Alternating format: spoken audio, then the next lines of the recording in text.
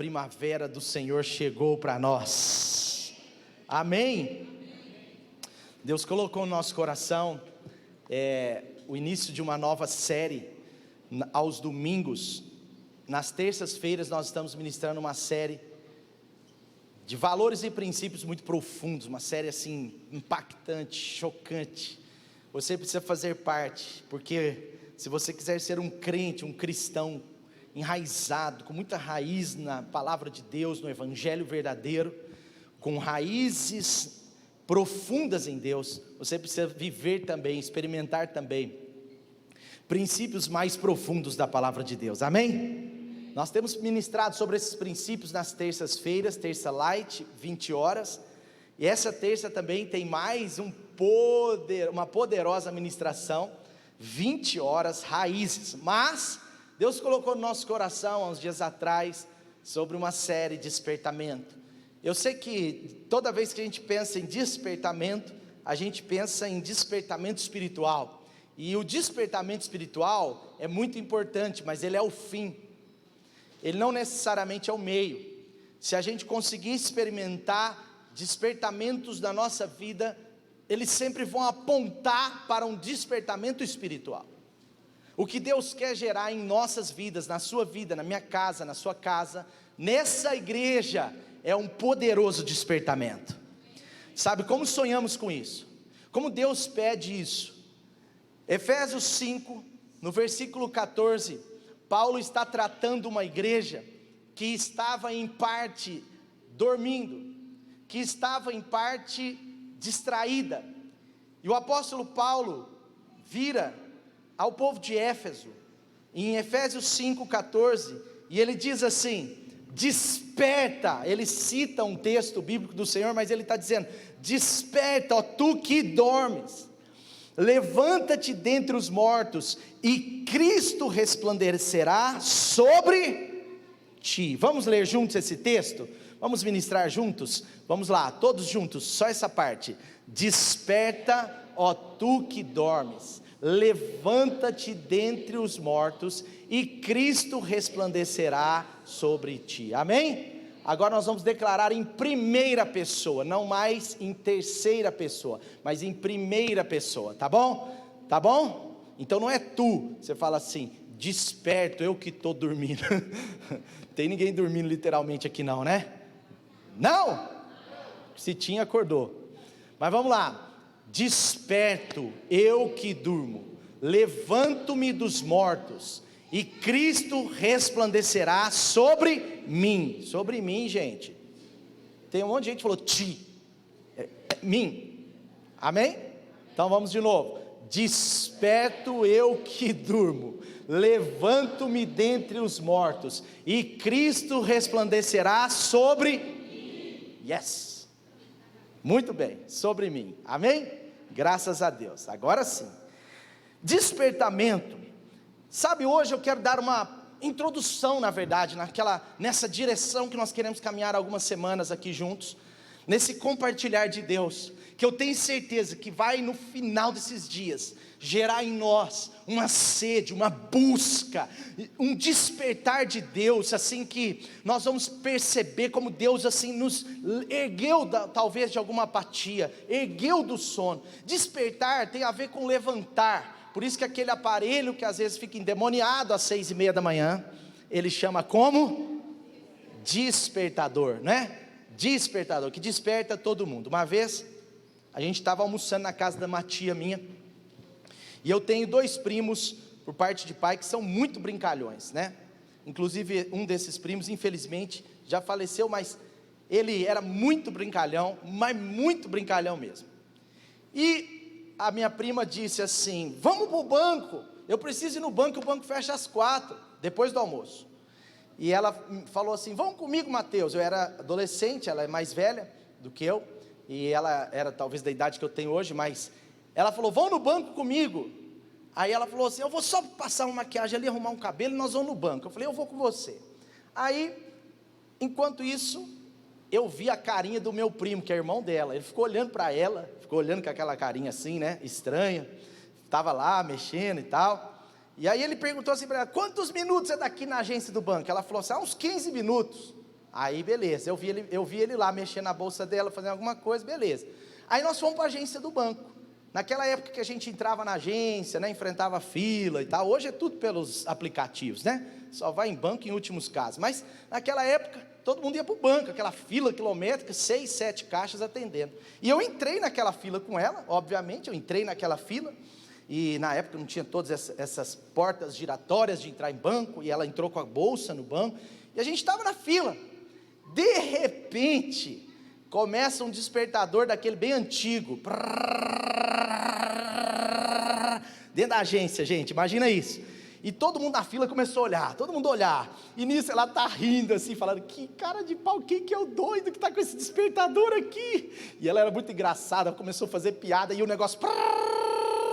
E a fila inteira olhando, e o segurança olhando, e aquela fila tocando aquele despertador alto, né? Aquele despertador antigo mesmo, que... E aí de repente, ela começou a perceber que tinha algo estranho na sua bolsa. Aí ela ouviu a bolsa dela, ela pôs a bolsa na minha mão, devia ter uns 14 anos, 13 anos, ela colocou a bolsa na minha mão e falou assim, Mateus, saia imediatamente dessa agência com a minha bolsa, vai, sai. Eu peguei aquela bolsa e saí, e eu percebi que o barulho não mudava, aquele despertador despertou todo mundo naquela agência, naquela fila, amedrontou o segurança. Na verdade o meu primo, irmão dela, tinha colocado o despertador meia hora depois e enfiou dentro da bolsa dela. Olha que pegadinha boa para você fazer com alguém da sua família. Ele vai estar naquele lugar e... Imagina só a cena. Bom, o que isso tem a ver? Nada, só o despertador mesmo. Despertador, gente, despertamento, tem a ver com a gente tomar postura para algo, levantar do lugar que a gente dorme. Não fala de um sono físico, mas fala de um sono espiritual, de um sono talvez que Deus não tem para a minha vida, não tem para a sua vida. E hoje eu quero dar uma introdução sobre esse assunto, tá? Então, se eu quero ter um despertamento na minha vida, despertar para vencer, despertar para conquistar, despertamento espiritual, eu preciso também saber que inimigos eu tenho que vencer. E sabe, eu olho para a vida de Saul, eu tenho meditado nesses dias em 2 Samuel, fiz uma meditação boa nesses dias em 1 Samuel, como Deus falou comigo ali. Mas olhando para a vida de Saul, quem foi Saul? Só para contextualizar para alguns que podem não estar lembrando, ou ainda não saber, mas Saul, ele foi aquele primeiro rei de Israel.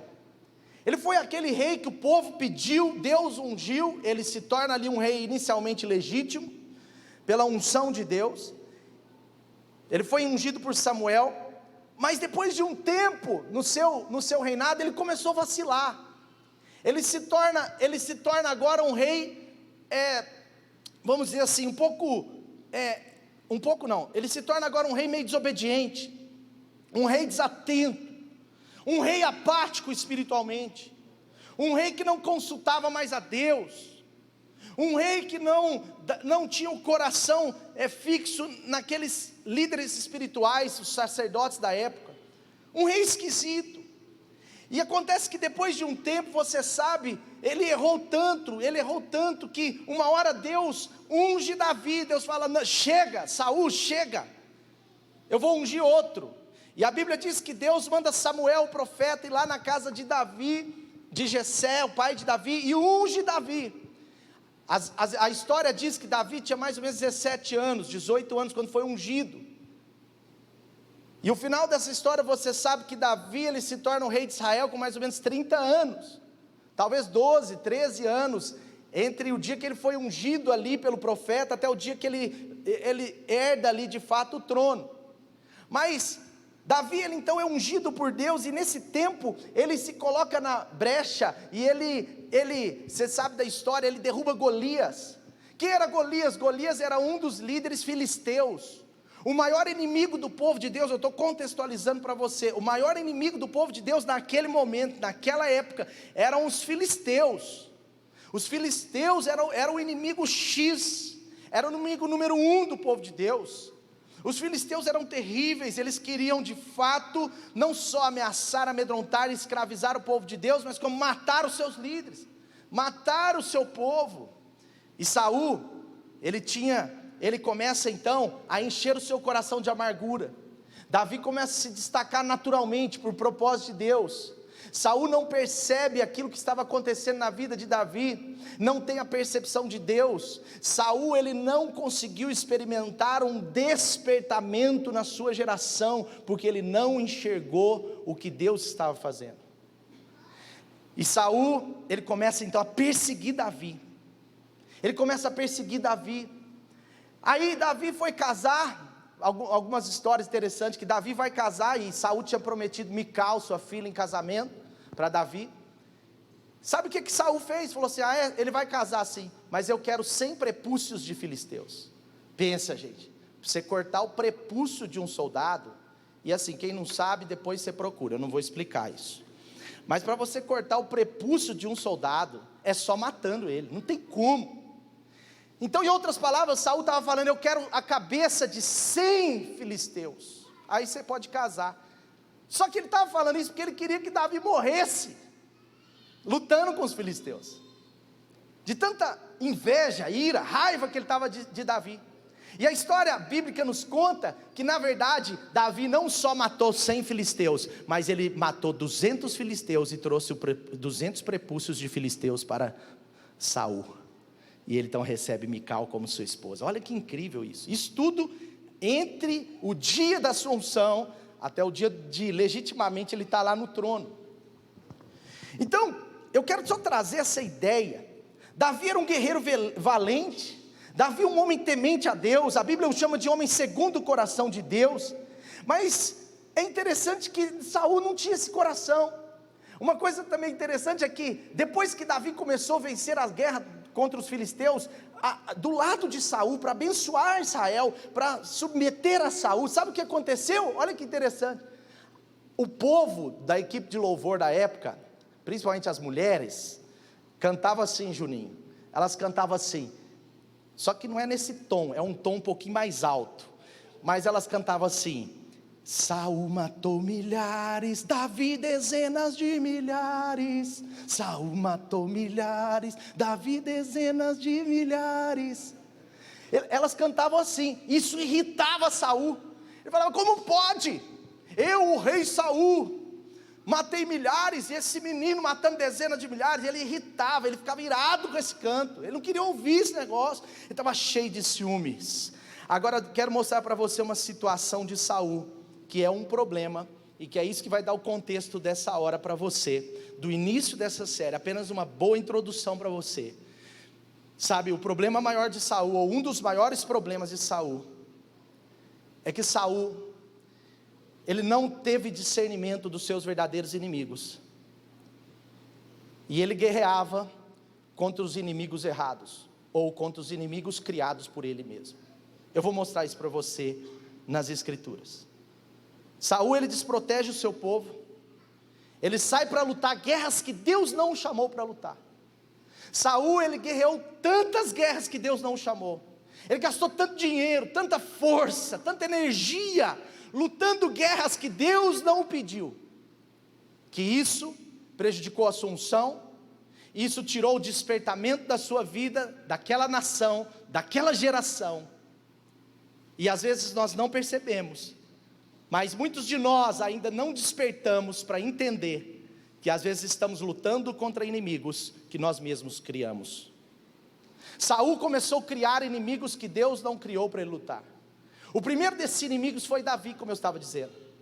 Davi não era inimigo de Saul, Davi fazia parte, Davi estava com Saul. Por mais que Deus estivesse agindo através da vida de Davi de forma sobrenatural, por mais que Davi era aquele cara que cresce acima da média, por mais que Davi era aquele cara que Deus derrama um chamado, uma unção, algo assim do céu, não vinha dele, era um propósito de Deus. Mas Saul, ele começa a lutar contra Davi. Em 1 Samuel, versículo 23, eu vou ser bem rápido aqui, eu preciso só trazer essa introdução para você hoje, mas em 1 Samuel, capítulo 23, capítulo 23, Saul, ele vai atrás de Samuel. Samuel tinha defendido uma cidade dos filisteus, enquanto Davi tinha vencido numa cidade chamada Keila. Preste atenção nessa história. Saul estava querendo matar Davi. Davi defendendo o reino de Israel, Davi fazendo um trabalho que Saul não estava mais fazendo.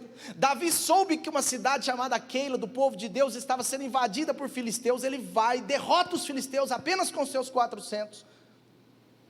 E a Bíblia diz em 1 Samuel 23, versículo 7 em diante, que Saul convocou todo o exército para a batalha, para irem a Keila. Olha que interessante, mas não para atacar os filisteus, mas para atacar Davi. Isso está no versículo 8, para atacar Davi e os homens que o seguiam. Olha que interessante, versículo 14, rapidinho, vai passando comigo aí, bem rapidinho. Versículo 14 diz assim: dia após dia, Saul procurava Davi, mas Deus não o entregou nas suas mãos. No versículo 15, aqui eu estou resumindo a história, nós vemos que Saul tinha um filho chamado Jonatas, era o seu primogênito, era o herdeiro do trono. Mas Jonatas era aquele filho que era o príncipe, seria o rei. Mas Jonatas tinha temor a Deus, ele tinha tanta unção, tanta graça de Deus na vida dele, ele tinha tanto caráter, que ele entendeu que apesar dele ser o filho, aquele lugar não seria dele, mas seria daquele que foi ungido por Deus, que era Davi. Versículo 22, 23 mostra que, eu estou em 1 Samuel 23, mas versículo 22, 23 mostra que Saul, ele chama os seus soldados, fala: façam os preparativos, nós precisamos ir atrás desse Davi, aonde ele estiver nós vamos pegá-lo, vamos atrás de Davi. Mas sabe qual que era o problema? O problema é o seguinte, e eu quero te mostrar isso agora, versículos 27 e 28, olha o que diz aí. Um mensageiro veio dizer a Saul. Saul estava atrás de quem, gente? Saul estava atrás de quem? De Davi. Saul criou um inimigo dentro dele, mas o problema está aqui. Um mensageiro veio dizer a Saul: venha depressa. Ele estava lá guerreando contra Davi. Os filisteus estão atacando a nossa terra. Próximo. Então Saul interrompe a perseguição a Davi e vai enfrentar os filisteus que já tinham tomado parte de Israel. E aqui está uma chave ligada a essa série, que eu quero que você entenda. Sabe, eu quero que você entenda, enquanto Saul lutava contra Davi, enquanto Saul lutava com inimigos que ele mesmo criava, os verdadeiros inimigos estavam tomando posse da sua vida. Enquanto eu e você não nos despertarmos para vencer o inimigo, o verdadeiro inimigo, e criarmos inimigos que às vezes estão dentro de nós, e deixarmos essa guerra que não é para a gente batalhar, que não é para a gente guerrear, tomar o nosso tempo, tomar a nossa força, tomar a nossa vida, o despertamento de Deus certamente não virá. Porque o despertamento de Deus tem a ver com, não só com estarmos na posição certa, não só em buscarmos corretamente, mas o despertamento de Deus tem a ver com lutarmos com os inimigos certos. Quando lutamos com o inimigo errado, o verdadeiro inimigo avança contra nós. Então, se a gente quiser experimentar um despertamento, nós precisamos aprender sobre isso. Saul, ele considerava Davi um inimigo, ele criou isso no seu coração. Deixa eu te contar outra coisa rápida aqui. Você sabia que Davi, quando ele tinha uma luta, quando ele tinha um problema, ele corria para os braços de Samuel, ele corria para os conselhos de Samuel, ele corria para os sacerdotes. A Bíblia mostra várias vezes isso, mas uma das vezes que Davi foi até Nob com Aimeleque, que era Aimeleque, os nomes você tem que prestar atenção, porque são desafiadores, mas Aimeleque era um dos sacerdotes, líderes de todos os sacerdotes de uma regional. Quando Davi está sendo perseguido por Saul, isso está em 1 Samuel 21, quando ele está sendo perseguido por Saul, ele corria para Samuel, mas agora Samuel tinha morrido, então ele corre para Aimeleque, e sabe o que aconteceu? Saul descobriu isso, eu estou resumindo a história. Saul descobriu que Aimeleque deu atenção a Davi, Saul descobriu que aqueles sacerdotes serviram a Davi, e sabe o que Saul fez? Literalmente, mandou matar todos os sacerdotes daquela família e todos daquela regional. A Bíblia diz que Saul matou mais de 80 sacerdotes ali. Ou seja, Saul criava os seus inimigos. Saul, ele não percebia, mas ele estava lutando com os inimigos errados, inimigos ou falsos inimigos. Por que será que às vezes inimigos errados são criados em nosso coração? A gente quer um despertamento, a gente pede, Deus desperta-me, mas a gente está gastando força e energia em guerras que Ele não pediu para a gente lutar. Mas por que isso acontece? Às vezes por comparação. Aquela musiquinha irritava Saul, aquela musiquinha destruía Saul por dentro. Às vezes a ação sobrenatural de Deus sobre a vida de outros, no fundo do nosso coração não é aceita, e por isso não há um despertamento genuíno sobre as nossas vidas. Nós precisamos aceitar a ação sobrenatural de Deus sobre a vida de outros. Às vezes nós damos atenção sem perceber a fofocas, pessoas que semeiam contendas. Isso é terrível. Às vezes acontece um ou outro. Por que eu estou falando isso? Em 1 Samuel 24:9, quando Saul estava querendo quando Saul estava querendo destruir Davi de todo jeito, Davi fala assim, olha Davi, o homem segundo o coração de Deus, ele fala assim para Saul, olha, em 1 Samuel 24:9, ele fala assim: por que o rei está dando atenção àqueles que dizem que eu estou pretendendo lhe fazer mal? Ou seja, Saul dava ouvidos a fofoqueiros, ouvidos a gente que estava querendo fazer contenda, ao invés de lutar pelos seus inimigos. Às vezes paradigmas, ele é mais novo, ele é 20 anos mais novo, ele é 25 anos mais novo, ele é 10 anos mais novo, ele é mais novo na fé, eu não sei, mas existem algumas raízes sim. Saul poderia estar destruindo os inimigos de Israel, Saul poderia estar despertando a nação para um avivamento, mas não, ele estava gastando tempo, energia, emocionalidade, dinheiro e outras coisas com inimigos que ele mesmo criava.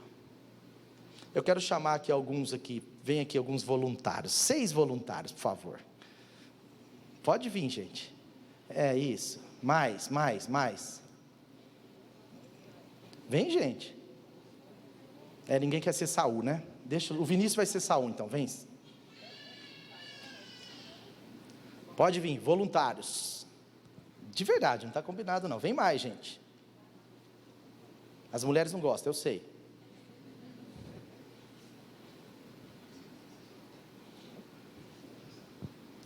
Então, olha, presta atenção.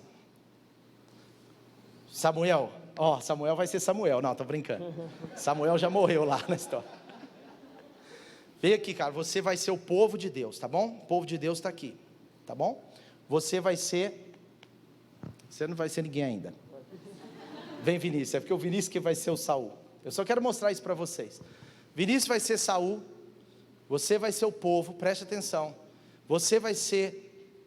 Não, você vai ser os sacerdotes. Vem, você vai ser Davi. Tem mais, gente, quantos que eu pedi? Então é por isso, está faltando 2.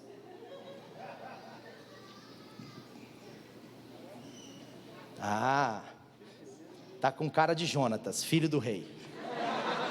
Você vai ser Jonatas. Obrigado.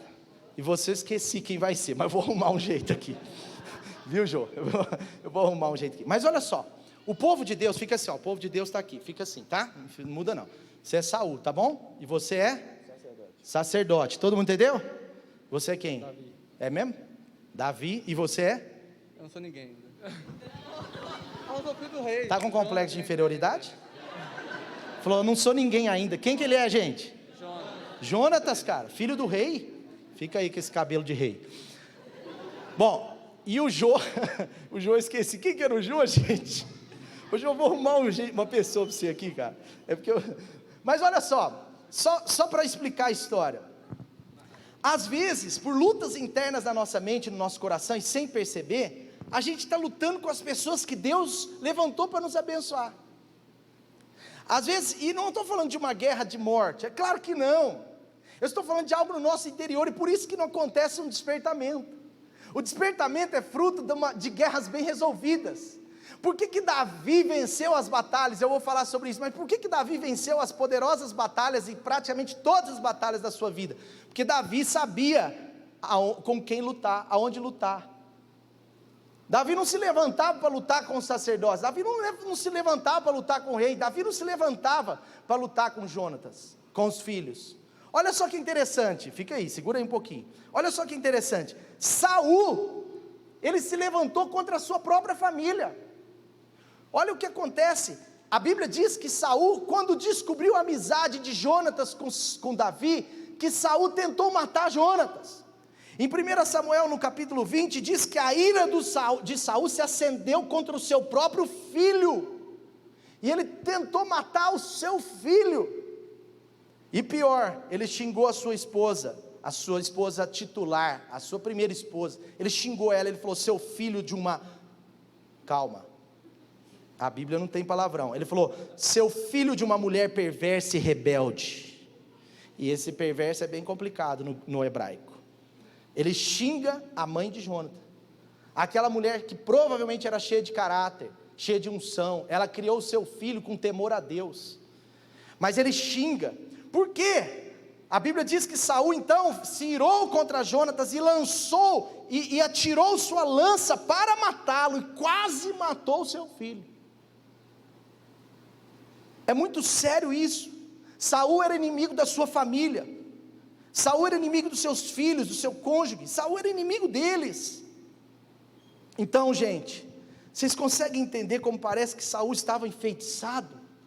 Vocês conseguem entender como parece que Saul assim, estava precisando de discernimento na sua vida? Por isso que não teve um despertamento na nação.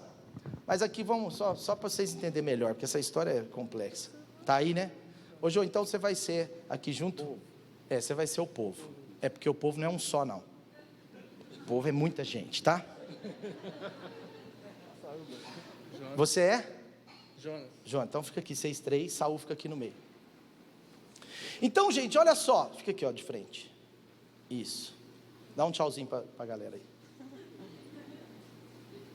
Isso.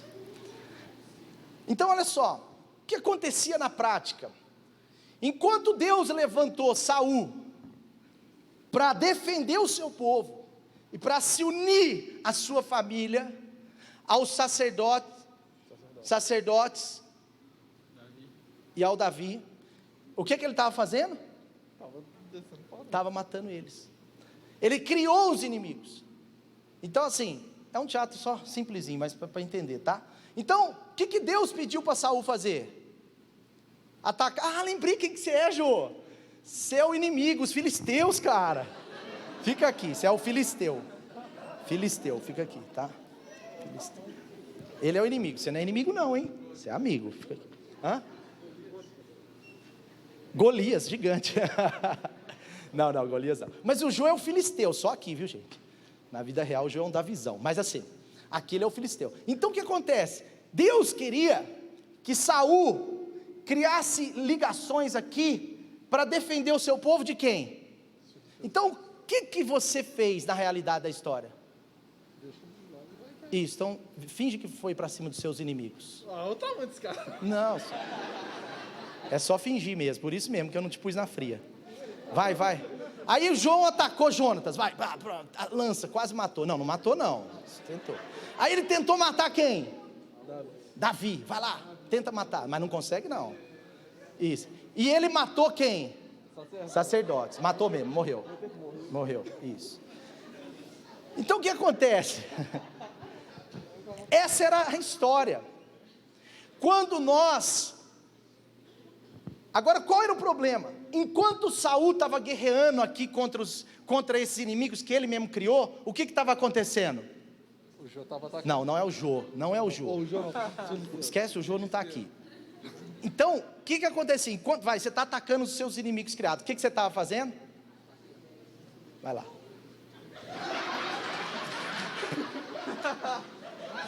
Ele está te atacando.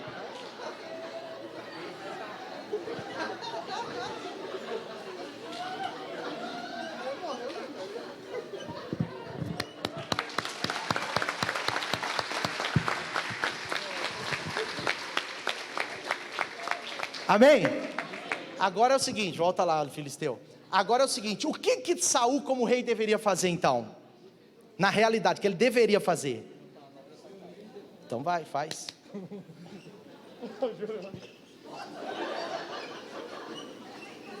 Não, que filisteu difícil de morrer. Amém, gente, palmas para eles, obrigado. Valeu.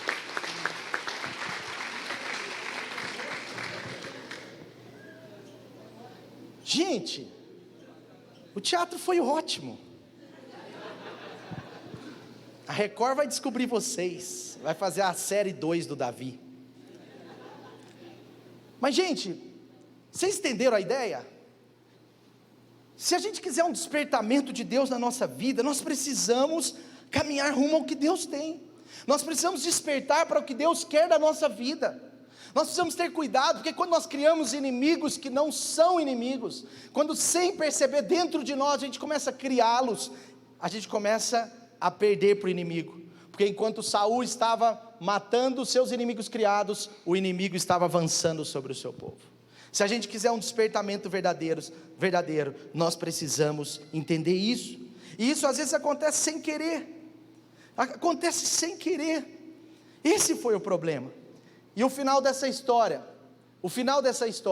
está no último capítulo de 1 Samuel, onde mostra o suicídio de Saul.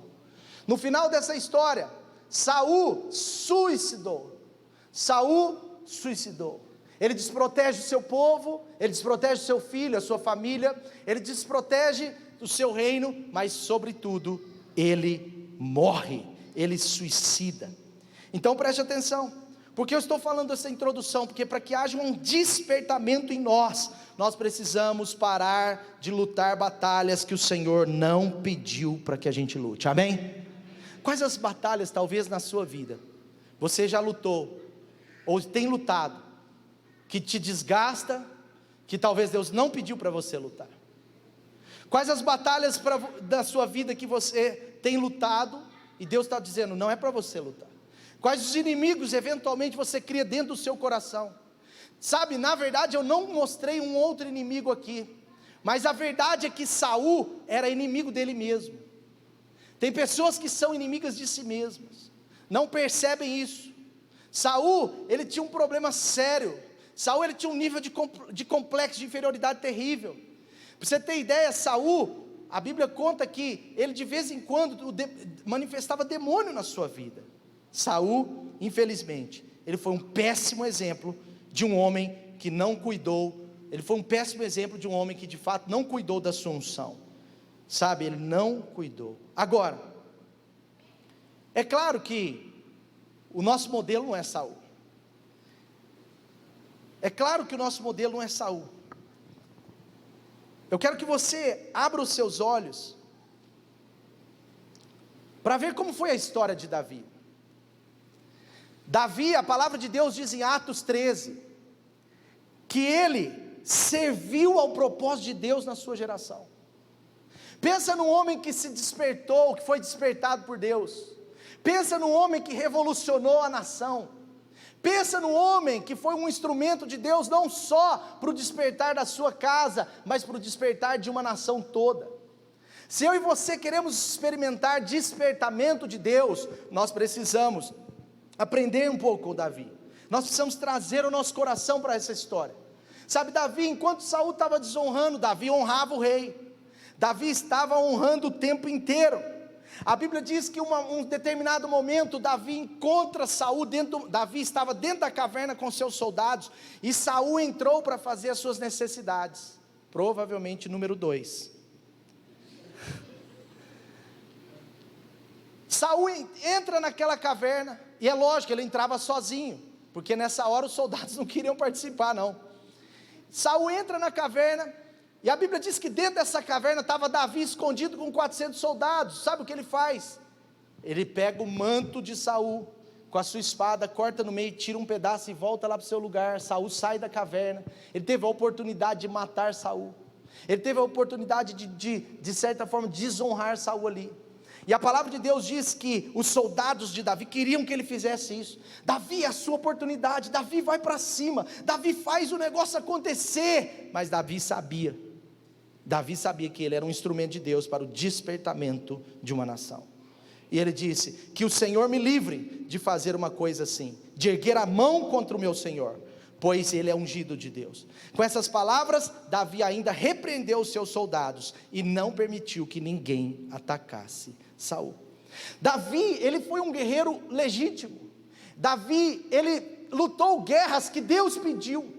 Davi não perdeu tempo, força, energia, dinheiro. Davi não perdeu sua vida lutando contra a família, lutando contra os sacerdotes, não, Davi sabia que o seu inimigo estava lá fora, e Davi, ele venceu muitas guerras por isso. Então a primeira coisa, Davi, ele entrou em guerra para defender os seus abençoadores. Davi, ele entrou em guerra porque ele era uma pessoa humilde, gente. Ele era uma pessoa assim que entendia o poder de Deus através da vida dos seus abençoadores. Davi, ele entendia isso de forma real. Ele era uma pessoa quebrantada. Ele era uma pessoa que estava sempre ligada ao que Deus estava fazendo. Ele se unia aos seus abençoadores para vencer o inimigo, e não queria vencer os seus abençoadores. Ele era uma pessoa quebrantada, por isso que ele estava sempre pronto para um despertamento. Ele se coloca para Deus assim. Ele não enfrenta guerras com falsos inimigos, ele não cria os seus inimigos. Ele entrou para uma guerra, por exemplo, ele entra para uma guerra para manter os seus relacionamentos, não para destruí-los.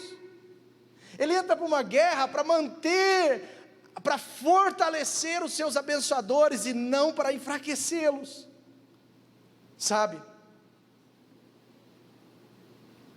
A Bíblia diz que Davi, toda vez que ele era atacado, toda vez que ele tinha um problema, ele corria para os seus abençoadores. Ele não corria dos abençoadores, ele corria para eles. Ele corria para Samuel, ele corria para Aimeleque, aquele sacerdote. Davi entendia o seu propósito. Outra coisa para você entender, Davi, ele entrou em guerra contra o seu impulso carnal. Era uma guerra legítima. Pensa ele dentro daquela caverna, ele estava com tudo pronto, ele estava com tudo feito, os seus soldados atrás dele, dizendo: vai, é a sua hora, vai.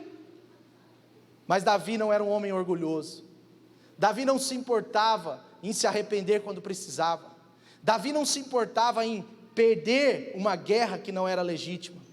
Davi não se importava em perder uma guerra para ganhar a verdadeira, uma falsa guerra para ganhar uma guerra verdadeira. Ele sabia que aquela guerra era falsa. Ele sabia que ele não era um inimigo. Davi, ele entrou para a guerra contra o seu orgulho. Ele não mata Saul naquela caverna. Veja a vida de Davi, como que ele entrava em guerra contra o seu impulso carnal, em guerra contra o seu orgulho. Se tem uma guerra que nós precisamos vencer dentro de nós, para que a gente possa ser despertados pelo Espírito Santo, é o nosso orgulho. A Bíblia diz que Deus resiste ao orgulhoso, e eu quero te contar uma coisa: despertamento não é uma obra só nossa. Despertamento nós podemos pedir, nós podemos buscar, mas o despertamento depende totalmente daquele que nos acorda e nos desperta, o Espírito Santo. Mas o problema é que às vezes nós queremos o despertamento com o coração orgulhoso, com o coração duro, com o coração oportunista, com o coração às vezes sem perceber, mas assim, é falso em relação àquilo que Deus coloca na nossa vida. Davi não foi assim. Ele entra em guerra contra o seu impulso carnal. Outra coisa, Davi, ele entrou em guerra contra a sua apatia espiritual. A Bíblia diz que Saul perdeu algumas guerras, você sabe disso, mas Davi não perdia guerra. Um dos grandes segredos de Davi para não perder uma guerra, um dos enormes segredos de Davi para não perder uma guerra, é que ele consultava ao Senhor. Antes mesmo de ser rei, Davi já consultava o Senhor. Sabe essa história que eu contei para você de Keila? Eu contei para você uma história de Keila. Keila era uma cidade que estava invadida por filisteus. Saul não estava nem aí, mas Davi foi lá vencer Keila. Só que antes de vencer essa cidade, Davi ele para. Isso está em 1 Samuel 23, no versículo 1 e 2. A Bíblia diz que Davi para e ele ora. Ele pergunta para Deus no versículo 2: devo atacar esses filisteus? Devo atacá-los? E o Senhor respondeu: vá, ataque os filisteus e liberte Keila. C.S. Lewis disse: aonde existe oração, existe um perigo de ação imediata de Deus. Por que eu quero te dizer isso? Despertamento tem a ver com lutarmos contra a apatia espiritual. Despertamento é quando nós, antes de buscar, antes de querer sobre nós, antes de fazer uma revolução, antes de tudo isso, nós olhamos para a nossa apatia espiritual, nós descobrimos os nossos gaps, as nossas lacunas de apatia espiritual, de mornidão. A igreja no Apocalipse que foi mais advertida, foi a igreja aquela que foi chamada de morna. Mornidão diz respeito a uma pessoa que mas não vive como se fosse. Era como Saul, ele era rei, mas vivia como se não fosse. Ele tinha amigos, mas no seu coração eram seus inimigos. Era aquele que tinha um inimigo, mas legitimamente não queria lutar algumas batalhas contra ele. Apatia é isso. Sabe, Davi, ele enfrentou a guerra contra a apatia. Ele não aceitava apatia na sua vida. E quando a apatia vinha, ele começava a cantar. E quando o canto não era suficiente para adorar a Deus, ele começava a orar. E quando a oração não era suficiente, ele começava a se arrepender, a quebrantar o seu coração. Davi, ele lutava contra a apatia espiritual. Eu quero te fazer uma pergunta, com muito carinho. Será que você tem entrado em luta contra a sua apatia espiritual? Será que essa é uma guerra que você tem lutado? Porque se tem uma guerra legítima nas nossas vidas, nos nossos dias, é lutar contra a apatia espiritual. Nós pastores lutamos todo dia contra isso.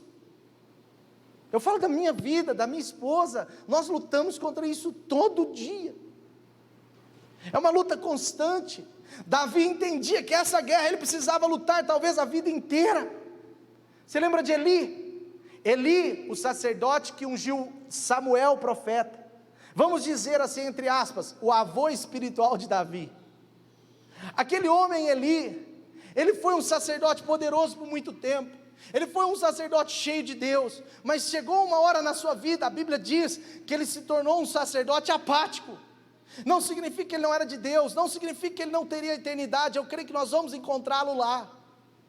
Mas ele não conseguiu gerar o despertamento da sua geração que Samuel gerou, porque ele era um sacerdote apático. A Bíblia diz, como você sabe disso, pastor? A Bíblia diz que ele não lutou contra isso. Ele não lutou contra a apatia espiritual na sua família. Os seus filhos eram terríveis, Hofni e Finéias. Ele não lutou contra a apatia espiritual do seu povo. Por que eu sei disso? Porque quando Ana chega lá, Ana estava cheia do Espírito Santo. Ana estava quebrantada diante de Deus, porque ela queria um filho. Ana está clamando, cheia de graça, cheia de fé, cheia de unção. Mas ele não conhecia mais o fervor do coração de um crente. Porque ele vira para ela e fala assim: você está bêbada? O que aconteceu? Apatia espiritual é quando nós começamos a olhar para o fervor de uma maneira assim, irrisória, de uma maneira minimizando o fervor. Se nós queremos despertamento espiritual, nós precisamos valorizar o fervor. A sua célula tem que ser fervorosa, o culto que prestamos a Deus tem que ser fervoroso, o seu TSD tem que ter fervor, tem que ter graça, não pode ser uma reza. Você foi salvo por Jesus, você já está livre da reza. É uma comunicação, é uma busca de unção, de poder do Espírito Santo. Ah, pastor, mas todo dia acontece isso? Às vezes não, mas também se todo dia não acontece, se falta fervor, pode ser que você precisa lutar essa guerra. Deus pode estar te chamando para lutar contra a apatia espiritual, porque antes da experiência do despertamento, nós precisamos viver a guerra contra a apatia espiritual. Davi lutou contra a apatia espiritual. Eu estava falando de Eli. A Bíblia conta que ele vivia sentado numa cadeira. Pessoas apáticas espiritualmente têm prazer em ficar sentadas e sentem muita dor ao se levantar. E despertamento é o quê? Levantar. Se a gente quer despertamento, a gente precisa tirar o nosso bumbum da cadeira. Se a gente quer despertamento, a gente precisa entender que o despertamento exige de nós ação, exige de nós mobilidade. Eli era um sacerdote imóvel. A Bíblia diz que ele vivia sentado numa cadeira, esperando alguém chegar. Eli não saía do templo. Eli era um sacerdote imóvel, ele ficava dentro do templo, sentado esperando. Pessoas apáticas tendem a supervalorizar o que acontece aqui dentro e menosprezar a sua vida em relação a quem está lá fora. Nós precisamos lutar essa guerra, gente. Nós precisamos lutar, porque esse é um inimigo dos nossos dias. Será que você tem entrado em luta contra a apatia espiritual? Às vezes, uma pergunta para você com muito carinho: o fato de não ter um TSD, um tempo a sós com Deus todo dia, constante, um TSD, um tempo a sós com Deus ativo, te incomoda? Isso te deixa mal? Eu não estou falando acusado, mas isso te deixa contrito, isso te deixa preocupado? 2 dias, 1 dia, talvez 3 dias sem estar com Deus, te deixa assim, espiritualmente irritado? Se te deixa irritado, se te deixa incomodado, pode ser que você está na luta contra a apatia espiritual. Mas se isso não te incomoda mais, eu quero te convidar nessa hora, lutar contra a apatia espiritual na sua casa, na sua vida. Porque uma pessoa que não se incomoda mais com isso, já se contentou com uma vida sem Deus, com uma vida sem oração, com uma família sem culto doméstico, com uma vida sem leitura bíblica, uma pessoa que se contentou com isso e é verdadeiramente salva por Jesus, ela precisa agora, hoje, se ela quiser um despertamento de Deus, lutar contra essa apatia. Eli vivia sentado numa cadeira. A Bíblia diz que os seus olhos eram imóveis, seus olhos estavam praticamente fechados, porque quem está apático espiritualmente não enxerga, porque só enxerga na visão da cadeira. Ele ficava sentado na cadeira, com as paredes na sua frente. E sabe o que acontece? A Bíblia diz que quando ele morreu, ele cai da cadeira, ele quebra o pescoço e morre. E a Bíblia faz questão de dizer que ele era muito gordo. Porque quem é apático espiritualmente, não tem como se levantar, se não lutar contra a apatia. Porque é gordo demais para ficar de pé, é gordo demais para sair. Não é gordinho não, sinta-se em casa, não é gordinho, é gordão, é aqueles obesos que... Eu estava fazendo compra uma vez, nos Estados Unidos, numa das nossas viagens, eu fui fazer uma compra, e eu fui num supermercado, numa região lá, diferente, e eu estava naquele supermercado, e tinha muitos carrinhos motorizados de compra, e eu estava conversando com uma pessoa que conhece bem os Estados Unidos, eu falei: olha, isso aqui tudo é para pessoas paraplégicas, ou pessoas assim, muito idosas, né? Ele falou assim: não, esses carrinhos são para pessoas obesas, porque se não tiver esses carrinhos, os obesos não vêm aqui fazer compra, porque eles não conseguem andar nos corredores do supermercado. Entende? Por que eu estou dando esse exemplo? Porque Eli era esse tipo de obeso, ele já estava apático, ele era, para mim, no meu ponto de vista, ele era um sacerdote apático, não digo desviado, não digo uma pessoa que não tem a Cristo, a Deus, mas ele era assim. Então eu quero te dizer, você precisa despertar para isso, lutar por isso. Sabe, se a gente quer um despertamento, nós precisamos lutar pelo nosso tempo a sós com Deus. Não é natural, não é um anjo que vai te acordar mais cedo, não é uma pessoa que vai te pegar no braço todo dia e colocar dentro do seu quarto, não é uma pessoa que vai enfiar a Bíblia dentro de você e começar a colocar lá na sua cabeça, no seu coração, não. Outro dia uma pessoa falou: pastor, mas eu tenho dificuldade em entender a Bíblia. Eu falei: é mesmo, quantas vezes por semana você lê? Uma vez ou outra por mês. Então você não vai entender mesmo, que você não pratica, você não entende. Eu demorei 2 anos para começar a aprender a jogar tênis, e agora estou 1 ano sem jogar, acho que eu vou ter que mais 2 anos voltar. Esporte maravilhoso, mas difícil, quase 2 anos para aprender a jogar, para começar a brincar. Por que eu estou falando isso? Porque às vezes nós não lutamos pelo nosso TSD, não lutamos contra a apatia espiritual na nossa vida, não lutamos contra a apatia espiritual nas nossas famílias. Saul estava lutando contra a família. Saul colocou seu filho e sua esposa como seus inimigos. Por quê? A sua família é um presente de Deus para você. mas você precisa lutar por ela, lutar pelo seu casamento, lutar pelo seu relacionamento com os pais, lutar pelo seu bom relacionamento com os filhos, lutar para dar uma educação verdadeiramente cristã, bíblica, estar em guerra, talvez com a nossa negligência, para sermos amigos de Deus, estarmos em guerra por Deus, e não contra Deus. Sabe de uma coisa? Davi, ele falava ao coração dos homens, e isso era bom, mas principalmente, ele lutava e ele se permitia Deus falar ao seu coração. Infelizmente tem gente que está lutando para falar ao coração das pessoas, a pessoa está lutando para que as pessoas deem ouvido a ela, quando na verdade, a maior luta que ela precisa ter, é para ter os seus ouvidos abertos a Deus, porque quando nós lutamos para ouvir a voz de Deus, nós não precisamos lutar para as pessoas ouvirem a nossa voz, nós precisamos cuidar, despertamento. A sua maior luta talvez deve ser antes de ouvir, de fazer as pessoas ouvir a sua voz, antes disso, talvez a sua luta, a minha luta, tem que ser a luta para ouvir a voz do Espírito Santo. Às vezes nós estamos ocupados demais com essas guerras que não precisamos lutar, preocupados demais com problemas de relacionamento familiar, maximizamos esses problemas.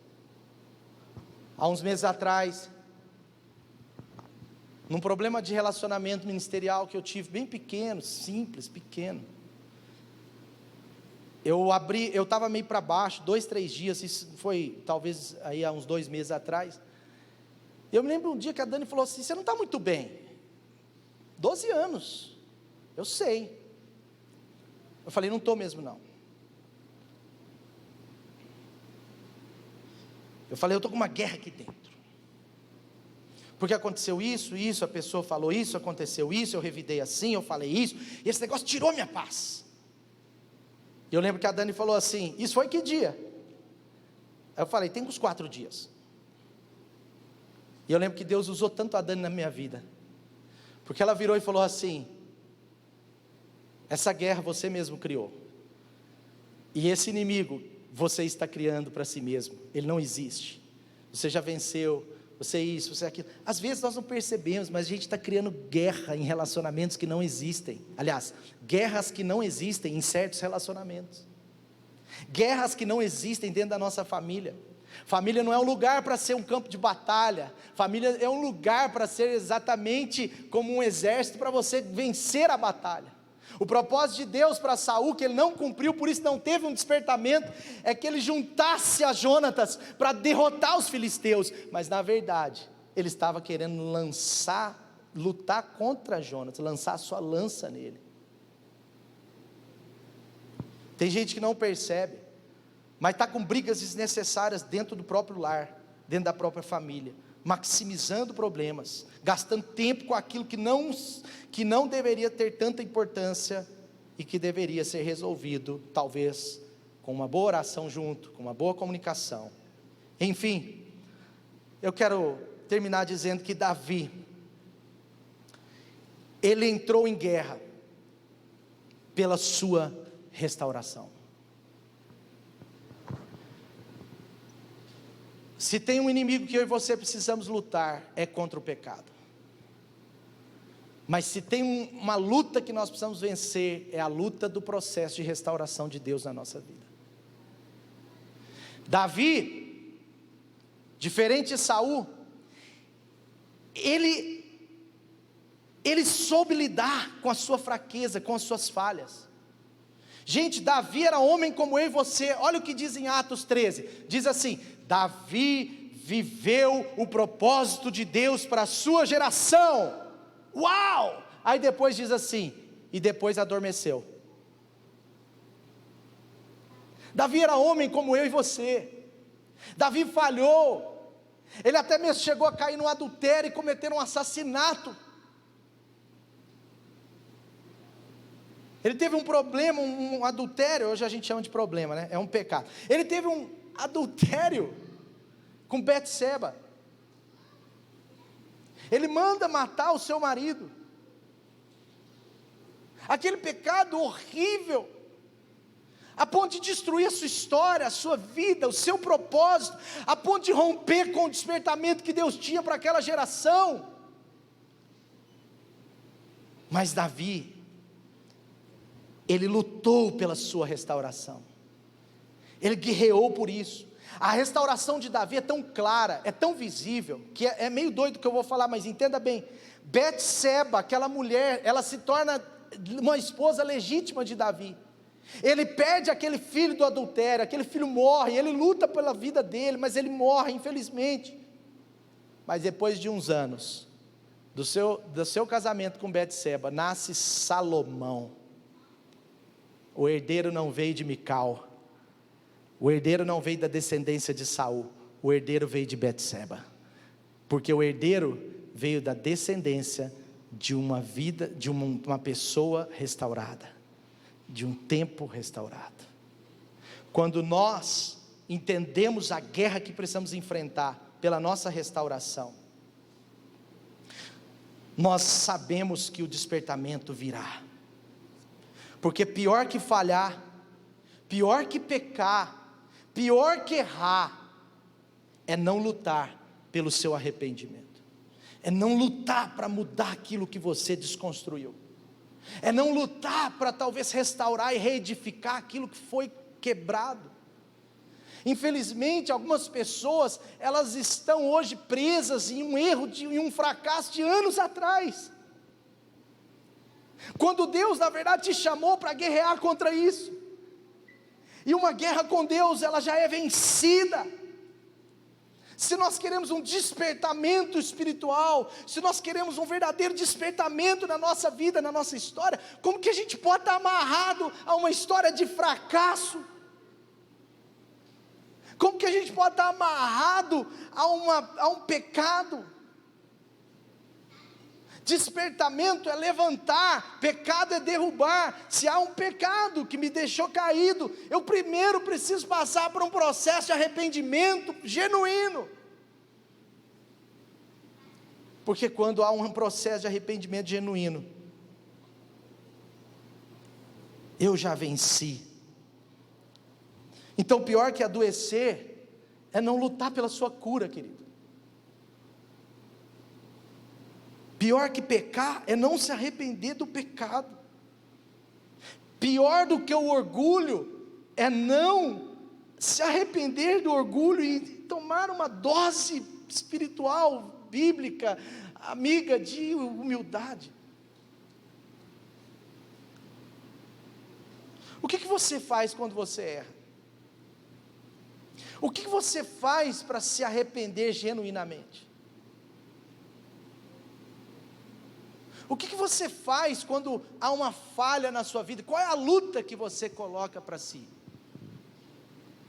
Muitas pessoas, infelizmente, estiveram dispostas a fracassar, porque o fracasso não vem de Deus. Muitas pessoas, sem perceber, fracassaram, mas sabem que fracassaram. Muitas pessoas, sem perceber, ou percebendo, erraram, até às vezes iniquidade, planejaram errar.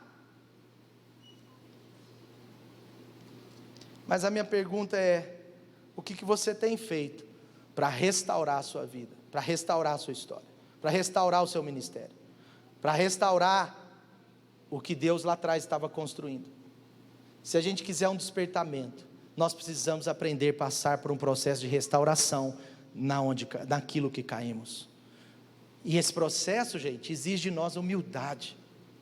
Esse processo às vezes exige humilhação, essa palavra que foi tirada dos nossos dias. Esse processo às vezes exige de nós contrição profunda. Esse processo exige de nós às vezes exposição.